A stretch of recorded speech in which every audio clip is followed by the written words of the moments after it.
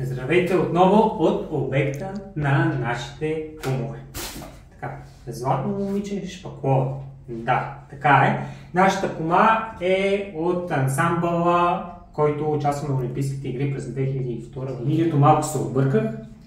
Олимпиадата е 2000-та година, когато участва нашата кума.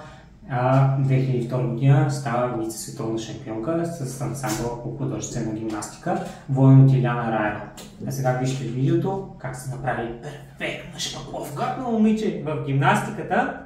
Сега какво стана? Направи перфектна шпакловка. Тя и нашия кум, вижте само как са се справили. Защо? Защото получиха едно малко обучение от непрофесионалист, но пък получиха уникални материали. Солидин 210, после Солидин 230.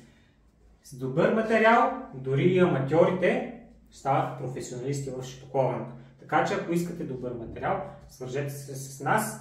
Телефон ще има в описанието, може и да пишете съобщение.